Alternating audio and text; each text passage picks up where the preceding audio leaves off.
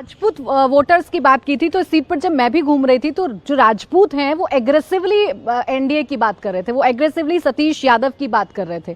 लेकिन जब चंचल सिंह को उतारा है तो क्या डाइवर्ट होंगे ये वोट? देखिए, थोड़ा बहुत तो डाइवर्ट होता ही है ना। जब हम स्वर्ण समाज की भी बात करें तो स्वर्ण समाज का 2020 में अगर देखेंगे तो 60% वोट ही एनडीए को मिला, 40% वोट तो अन्य दलों को, 25% लगभग महागठबंधन को और 15% लगभग अन्य दलों को मिला है। देखिए, 3 वर्चस्व की जातियां हैं, यादव समाज, यादव, राजपूत और भूमिहार। ये तीनों मिला करके हर असेंबली में 80 से 100 एमएलए होते हैं, 80 से 100। और अगर आप 5 जातियां, इसमें मुस्लिम और कुशवाहा जोड़ लें, हर असेंबली में irrespective of parties 60% of MLAs ये 5 जातियों से आते हैं। इन्हीं जातियों पर डोरे डालने की कोशिश भी है, इनमें कितना प्लस माइनस होगा यही जीत और हार पर निर्भर करेगा। अगली सीट भी आपको बता देते हैं। अगली सीट है सिवान शहर की सीट, जो इस बार चुनावों में फंसी हुई नजर आ रही है। इसकी वजह है एनडीए का यहां मंगल पांडे को उतारना। सिवान में की अगर हम बात करें तो यहां ब्राह्मण वोटर अच्छी खासी संख्या में है, इसी वजह से बीजेपी ने मंगल पांडे को टिकट दिया है। उनका जो मुकाबला है वो आरजेडी के अवध बिहारी चौबे से है। तो यहाँ पर ब्राह्मण चौधरी से है, माफ कीजिएगा, अवध बिहारी चौधरी से है। अब यहाँ ये कहा जा सकता है कि मुकाबला दिलचस्प है, ब्राह्मण वोटर्स का फैक्टर कितना चलेगा। और आपको याद दिला दें कि यहाँ योगी आदित्यनाथ ने भी कई रैलियां की हैं और यहीं से बहुत सारे बयान उनकी तरफ से दिए गए हैं, बहुत सारे ऐसे बयान जिन पर महागठबंधन की तरफ से आपत्ति भी दर्ज कराई गई है। अब उनका आना कितना फायदेमंद होगा, मंगल पांडे कितने मजबूत आ रहे हैं अगर हम अवध बिहारी चौधरी से कंपेरिजन करें? देखिए, अवध बिहारी चौधरी लगातार वो सीट जीतते रहे हैं, स्पीकर भी हो रहे हैं और उसका कोलैबोरेशन होता है बगल के रघुनाथपुर सीट से, जहां से ओसामा लड़ रहे हैं।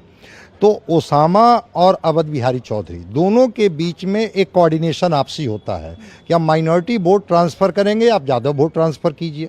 तो वो एक वहाँ का जो कास्ट डायनेमिक्स है, वो कास्ट डायनेमिक्स में अवध बिहारी चौधरी मजबूत हैं। लेकिन मंगल पांडे एमएलसी रहा करते थे, लेकिन हमेशा मंत्रिमंडल में उनको जगह मिलती थी। और मंगल पांडे को जब पार्टी ने उतारी है तो पार्टी उसको अपना प्रतिष्ठा की सीट मान रही है कि किसी भी कीमत पर सीवान जीतना है। और चाहे वो प्रधानमंत्री हो या अमित शाह हो या योगी आदित्यनाथ हो, सीवान की सीट को जीतना एक तरह से इनको मैसेज करना है हिंदू कम्युनिटी में कि हम सीवान भी जीत सकते हैं। वो एक तरह से अवध बिहारी चौधरी ने उसको एक अभेद्य दुर्ग की तरह बना लिया था। और वो कालखंड जब साहबुद्दीन जीवित थे, उस समय से सीवान की सीट को वो कहीं ना कहीं से रिटेन कर लेते थे। देखते हैं कि उस आइस को इस बार ये ब्रेक कर पाते हैं कि नहीं कर पाते हैं। ठीक है, ब्राह्मणों की गोलबंदी है, बाकी जातियों की गोलबंदी है, वुमेन वोटर्स हैं, ईबीसी वोटर हैं, लेकिन उसके बाद भी जो एक माइस समीकरण है तो वो तो 32% से टेक ऑफ ही कर रहा है।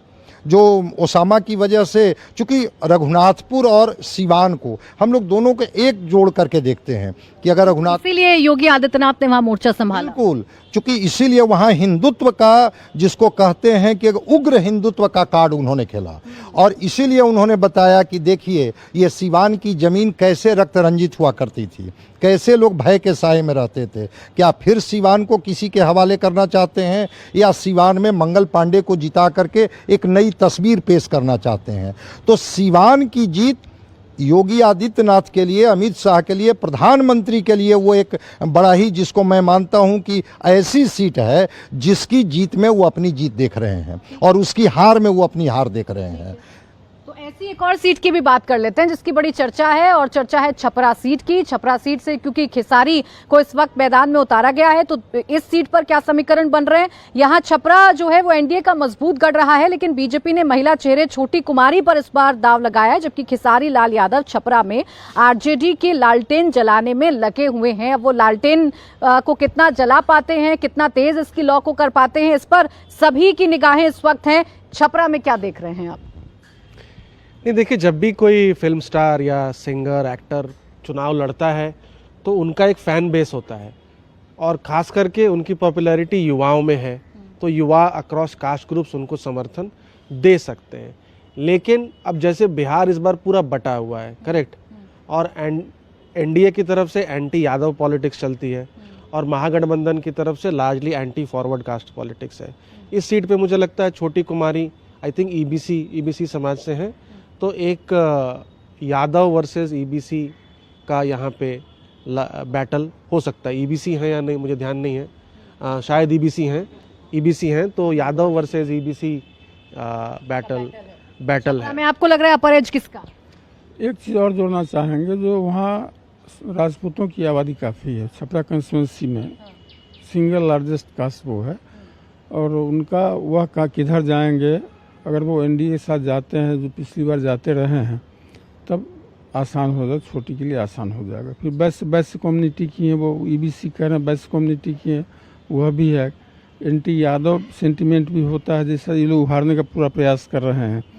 तो इस सब का लाभ ये नहीं कर सकते हैं खेसारी लाल यादव हार रहे हैं या जीत रहे हैं, लेकिन काफ़ी टफ है, बहुत आसान नहीं किसी के लिए भी। बयानों की वजह से भी खेसारी काफी चर्चा में रहे ना, चाहे मोदी की तारीफ कर देना हो, फिर बाद में राम मंदिर पर बयान दे देना हो। नहीं, देखिए सबसे बड़ी बात क्या है कि बिहार की जो राजनीति है या बिहार जो है केवल खेसारी यादव का नहीं है, अनंत सिंह का नहीं है, तेज प्रताप का नहीं है। आज मीडिया इसी के पीछे घूम रहा है, लेकिन इनका नहीं है। ये गुरु गोविंद सिंह की जन्मभूमि है, महावीर है, गौतम बुद्ध की भूमि है।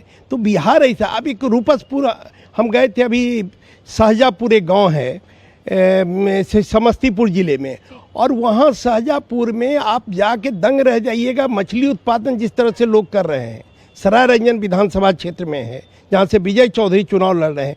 और जब गांव वाले से हम पूछे तो उन लोगों ने बताया कि हर गांव घर का आदमी 5 लाख 6 लाख रुपया कमा रहा है वो मछली उत्पादन करके।